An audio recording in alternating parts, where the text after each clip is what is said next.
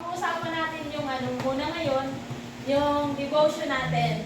So, ang devotion natin is tungkol sa pagtukso kay Jesus Christ sa Matthew, di ba? So, para mas lalo pa ninyong maunawaan kung ano yung ibig sabihin ng ating mga pinag-aralan sa tatlong scripture lang doon yung nag-abot natin. Yung sa pagtukso sa pagtukso kay Jesus Christ. So, para mas lalo pa ninyong maunawaan ang walang maling sagot. Gusto ko lang ipaalam sa inyo na walang maling sagot sa inyong mga devotion. So, nakaluwa-luwa pa nga ako. Ay, naku, mga magpapastorya ka. So, bali, ang ganda ng inyong mga revelation, ang ganda. So, may natututunan din ako sa inyo.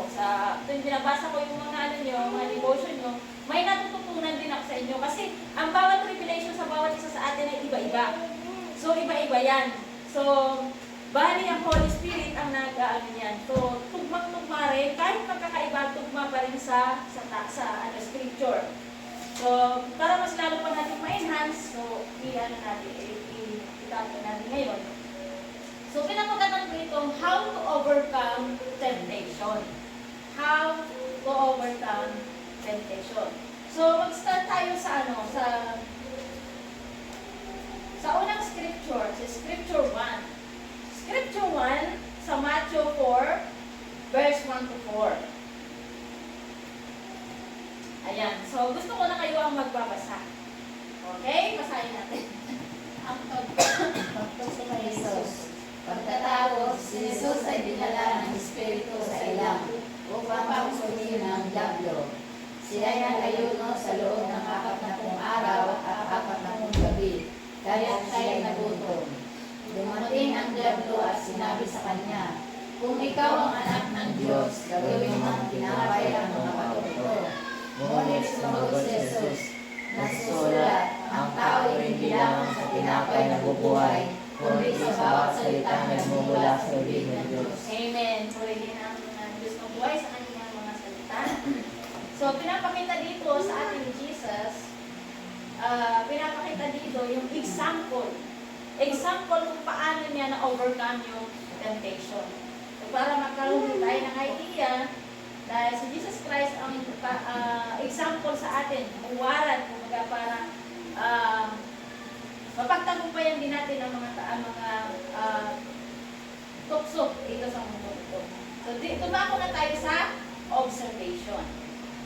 Sa observation, after na magbautismuhan ng Panginoon at naideklara na siya ay anak ng Diyos, siya ay dinala ng Espiritu sa ilang upang ites.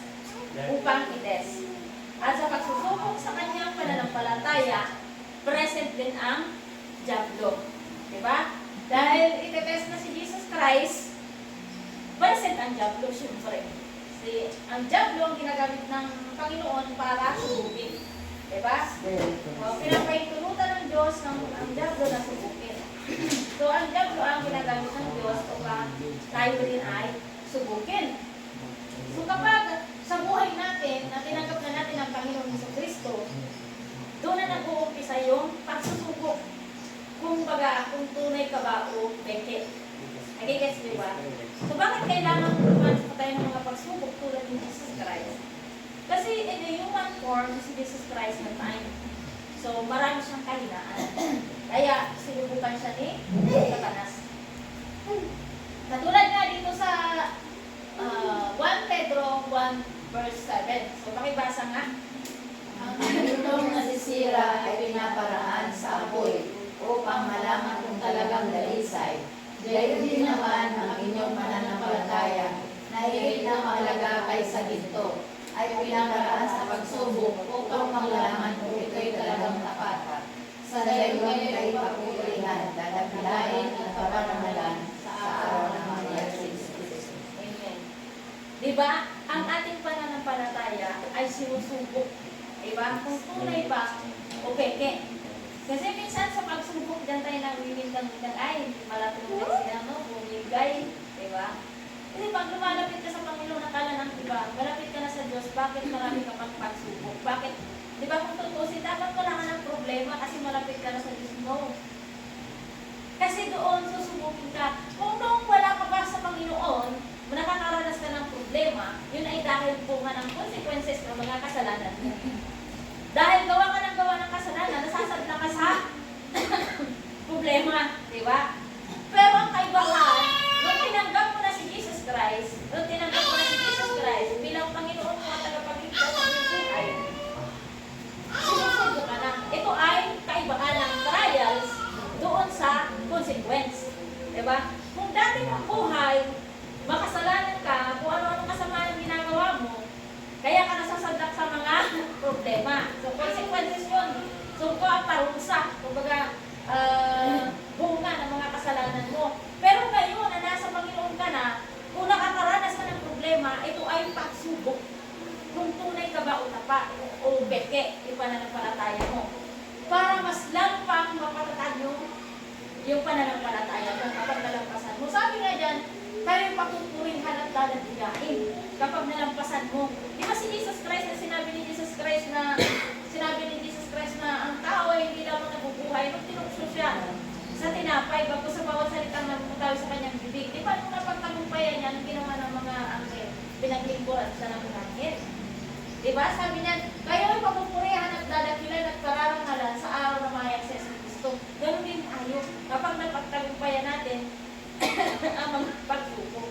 Nakikita niyo yan, parang kapag once na napagtagumpayan natin ang mga pagsubok sa ating buhay na napatunayan natin yung ating pananampalataya ay tunay, diba? Tayo ay papupurihan at dadakilan at pararangalan. So, gayon din tayo na tumanggap na sa Panginoong Yesong Kristo, hindi po nangangahulugan na exempted na tayo sa pagsubok. So, alam ng dyablo ang ating kahinaan tulad ni Jesus. Alam niyang gutom si Jesus at ginamit niya ang kahinaang yun upang tuksuhin siya sa aspeto ng pagkain. Diba? Kung saan tayo mahina, doon ka tutuksuhin ng dyablo. Okay? So, dumako naman tayo sa application. So, ang application natin dito is maging handa tayo parati sa mga trials na darating sa ating buhay. Dahil ito'y normal at kinakailangan upang tayo ay lalo pang lumago. Ating tandaan kung ano ang side na sa buhay natin na tayo ay mahina, doon tayo aatikihin at susubukin. So, kung tayo man ay sinusubok sa aspeto ng kakulangan ng pinansyal at material, ipinapakita sa passage na ito, sabi ni Jesus, ang tao hindi lamang nabubuhay sa tinapay, bago sa bawat salitang namumutaw sa bibig ng Diyos. So, ibig sabihin, kung nakakaranas tayo ng kakulangan, halimbawa, sinusubok tayo ng kaaway sa pinansyal, sa material na bagay, marami tayong mga hinihiling na mga pangangailangan. Ang ibig sabihin ni Jesus na sinabi niya na ang tao hindi lang nabubuhay sa tinapay, bago sa bawat salitang namumutaw sa bibig ng Diyos, ang ibig niya sabihin, panghugutan natin ng lakas at pag-asa ang mga pangako ng Diyos. Amen? Diba? Humugot tayo parati ng lakas sa mga pangako ng Diyos that He will provide. May mga pangako ang Diyos. Ayan, pakibasa ang pangako ng Diyos. Thy hand shall supply all your needs according to His riches in glory by Christ Jesus. Amen. Diba? Kaya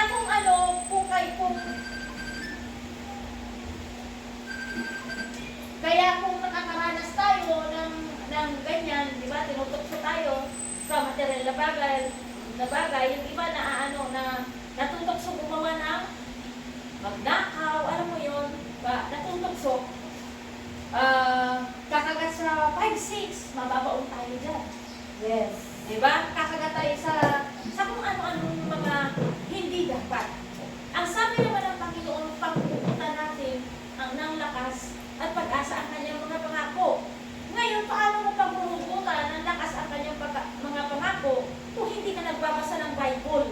Hindi mo alam kung ano ang kanyang mga pangako. Sabi niya, but my God shall supply all your needs according to His riches in glory in Christ Jesus.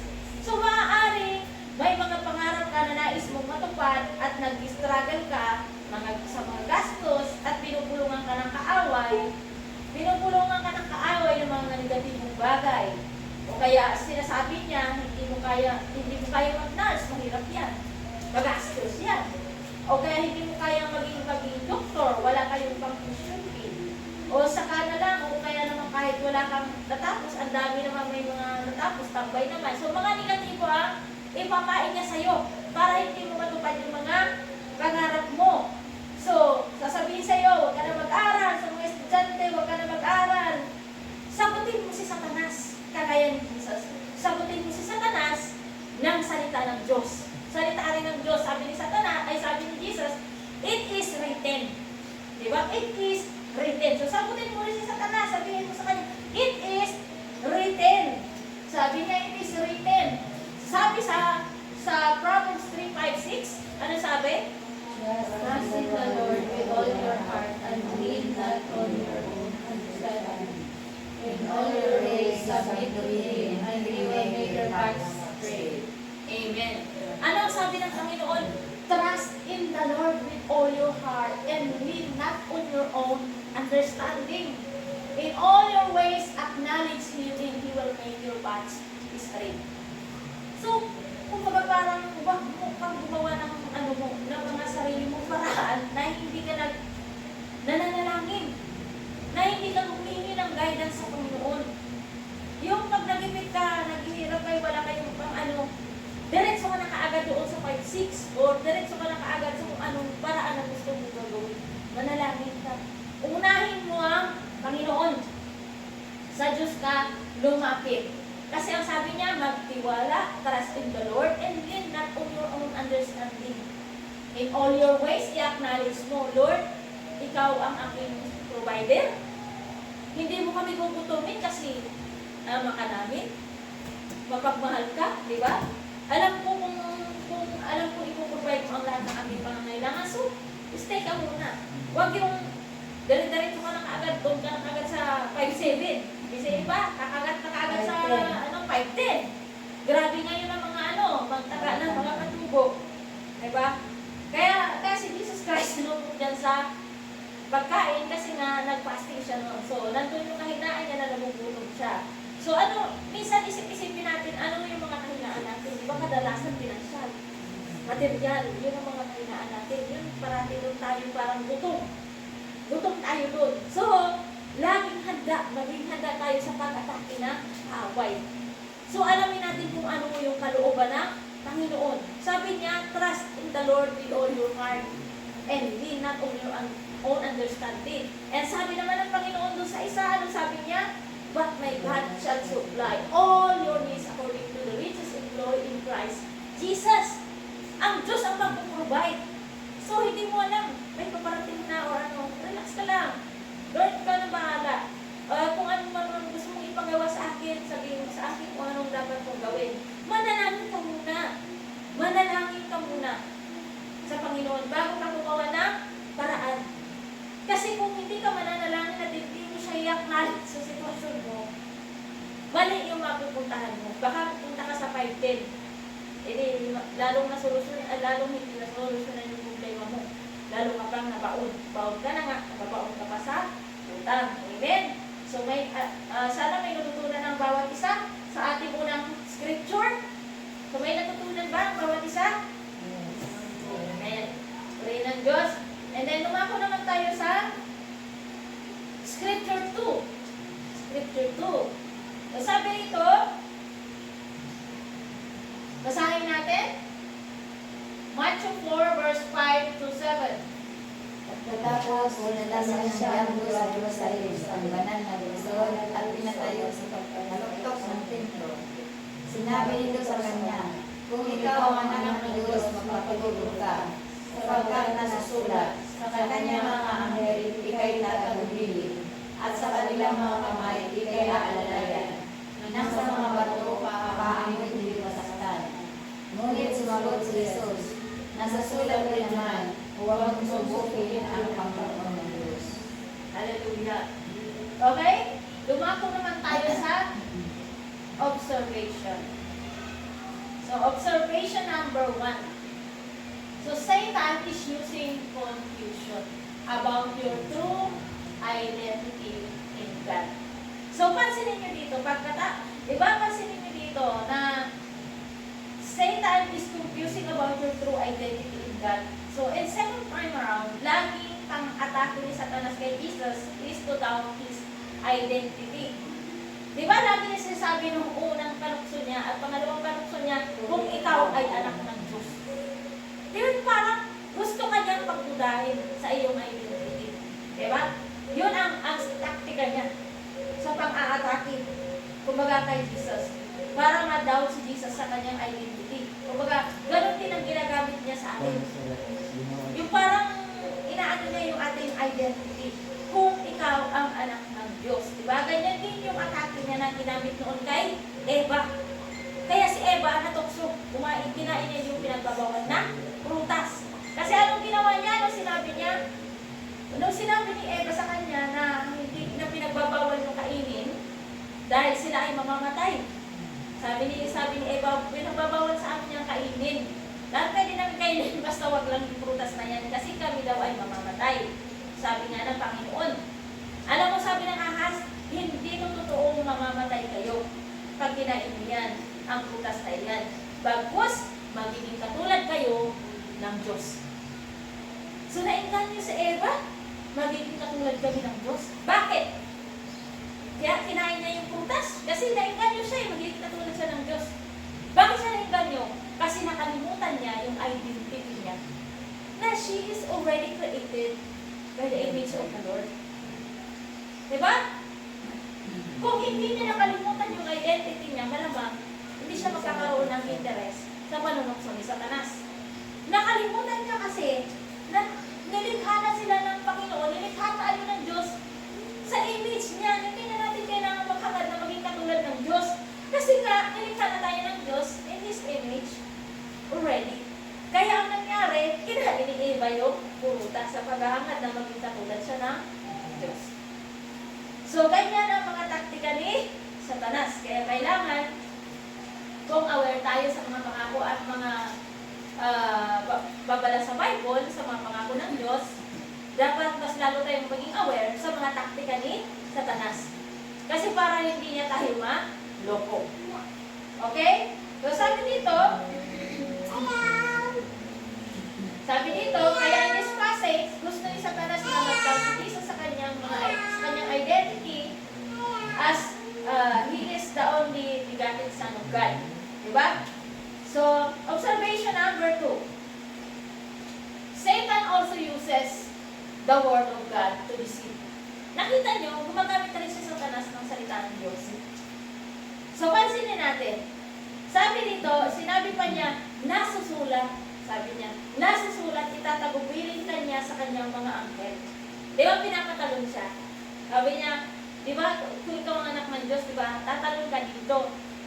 So, tatalon ka dito kasi, magpapatihulog ka. Kasi, nasusulat din naman, sabi ni Satanas. Alam niya ang Bible. Di ba? Nagpapasa siya ng Bible, si Satanas. Alam niya ang salita ng Diyos. Di ba, nasusulat din naman, sabi ni Satanas. Iingatan ka niya. Bilin ka niya sa kanyang mga anghel upang hindi ka matiso, hindi ka masugatan ang iyong mga paa. Diba ang ganda ng atake niya kay Jesus para makumpinsin niya si Jesus? Diba kaya kung pansinin niyo yung mga taktika ni Satanas, magaganda ang mga atake niya, mukhang anghel. Diba? Mukhang concern. Diba? Kaya lagi tayong mag-isip. Minsan sa mga tao, diba? Mag-isip tayo. Yung concern niya ba is totoo ba? Dapat nag-uugat ba talaga sa kaibuturan ng kanyang puso? Nag-uugat ba talaga sa pag-ibig o panlilinlang? Diba? Ang ganda ng atake ni Satanas nasusulat din naman. So nagbabasa rin siya ng Bible. So nagbabasa rin ng Bible si Satanas. So sa madaling sabi, gagamitan ka rin niya ng salita ng Diyos upang iligaw ka sa katotohanan. Hindi parang concern lang kasi. Pero ang totoo, yung totoo niyon, gusto kanyang mapahama. Kaya dapat tayo ay maging wise. Maging wise tayo. Sabi sa Santiago 2 verse 19, sabi rito, sumasampalataya ka na ang Diyos ay iisa, hindi ba? Mabuti yan. Ang mga demonyo man ay sumasampalataya din at nanginginig pa. So, sinabi yan ni Jesus. Diba? Si Jesus mismo ang nagsabi na ang mga demonyo ay sumasampalataya rin at nanginginig pa. Ibig sabihin, sumasampalataya talaga sila, nagdadasal, badasalin, nagbabasa ng Bible. Diba? Nagbabasa ng Bible kasi alam niya, ginagamit niya nga kay Jesus yung mga salita ng Diyos Ginagamit niya kay Jesus yung mga salita ng Diyos. So, alam na alam ni Satanas ang kalooban ng Panginoon. So, ganun din ang mga tao na kinakasihan ni Satanas. Alam na alam niya ang mga Bible verse. Nagsisimba siya, nag-aano din, nagdadasal din. So, paano natin malalaman na ang isang tao ay kampo ni Satanas kahit siya ay nagdadasal at alam niya ang Bible? Kasi sinabi ni Jesus sumasampalataya ka na ang Diyos ay iisa, hindi ba? Mabuti niya ang mga demonyo man ay sumasampalataya din at nanginginig pa. So, maging aware tayo na ang mga demonyo ay sa ulo rin ng Bible. Ang mga demonyo ay madasalin din at nananampalataya din. So, paano natin malalaman na ang isang tao ay sa demonyo at hindi sa demonyo o sa Diyos? Diba? Paano natin yun malalaman? So, dito na tayo sa application. So, application number 1, maging mapanuri. Application number 1, maging mapanuri. Susubukin natin ang bawat intensyon. Hindi lahat ng pakita sa atin na mabuti ay mabuti nga. Yung iba, pain lang sa'yo. So, like Jesus, sinabi niya rin, nasusulat din naman, huwag mong susubukin ang Panginoon mong Diyos. So, salita rin ng Diyos ang ipinanglaban niya kay Satanas. So, anong ipinanglaban ni Jesus kay Satanas? Salita rin ng Diyos. Ano ang ginamit ni Satanas sa kanya? Salita ng Diyos. So, parehas na salita ng Diyos. So, mag-focus tayo para maintindihan natin. So, salita rin ng Diyos ang ipinanglaban niya kay Satanas. Kaya mahalaga na alam natin ang mga salita ng Diyos. Kasi kung hindi natin alam at inalok tayo ni Satanas ng ganun, papayag na tayo. Diba? Diba ang ganda ng alok ni Satanas? Natatalong ka, tumalong ka na dito. Diba yung pagtatamagwiling ka naman yan, nasusulat yun. Ang Diyos ay tapat, diba? Nasusulat yun. Di syempre kung hindi mo alam yung iba pang mga Bible verse, tatalong ka na rin. Kasi sasabihin, ay oo nga naman nag-iingatan naman pala ako ng Panginoon. Kaya tatalo na siya kasi pasikat Diba? Tatalo na siya. Kasi hindi niya alam yung iba pang Bible verse. Kung isa lang ang Bible verse na alam mo, paano na? Manulong mo pa rin Satanas. So, ang ibig sabihin dito is alamin mo ang mga salita ng Panginoon. Hindi lang isa ang dapat alam mo. Dapat marami ka alam na salita ng Diyos, ng mga pangako ng Diyos. So, sabi dito, example na lang, sinadya mo uminom ng lason. Diba? Sinadya mo uminom ng lason kasi nga, nasa isip mo, at nabasa mo, naiingatan ka naman ng Diyos. Ayun, namatay ka. Diba? Huwag nating subukin ang Diyos at huwag nating sasadyain ang magpatuloy sa pagkakasala dahil sa isip natin ay mahabagi naman ang Diyos. Patatawarin naman niya tayo, kaya saka una lang iiwan ang mga kasalanan na kalimutan natin na makatalunan din ang Diyos. At walang makakaligtas sa kanyang pagpaparusa sa ating mga kasalanan. O diba? Huwag nating sasadyain. Huwag nating susubukin ang Diyos. Huwag nating sasadyain ang paggawa ng kasalanan. Halimbawa, narinig mo na ang salita ng Diyos ngayon. Narinig mo na ang salita ng Diyos ngayon. Tapos, ayaw mo pang iwan ang kasalanan mo. Kasi ang iniisip mo naman, mahabagi naman ang Diyos, patawarin naman niya ko. Yes, patatawarin ka ng Diyos. Pero wag na wag mong kakalimutan na once na nabutan ka na ng kamatayan at hindi ka nakakapagbagong buhay, wala na. Makatarong na ng Diyos at nagpaparusa talaga siya. Walang makakaligtas sa kanyang mga kamay. So kaya kapag narinig mo na ang salita ng Diyos, ang babala ng Diyos, huwag mo na siyang subukin. Huwag mo na siyang yung parang sinasadya mo pa. Sinadya mo uminom ng lason kasi ingatan ka naman. Nakalimutan mo na may katwiran ng Diyos. Kung hindi mo sinasadya na uminom ka ng lason, na may gusto lang maglason sa'yo, dahil iniingatan ka ng Diyos, hindi ka namatay, kahit na iyo mo. Yun ang kaibahan na hindi mo sinusubok ang Panginoon. So kung ingatan ka ng Diyos sa mga bagay na alam. Hindi mo alam, hindi mo sinasadya, hindi mo ano. Kasi nga, nasa pagsunod ka ng Panginoon, sinusunod mo ang Diyos, parati ka nang iingatan. Yung nga lang, huwag mo sasadyain ang pagkakasala, ang paggawa ng kasalanan. Huwag mong sasadyain. So, application number 2. Asa na yung application number 2? Apply the Word of God. Apply the Word of God.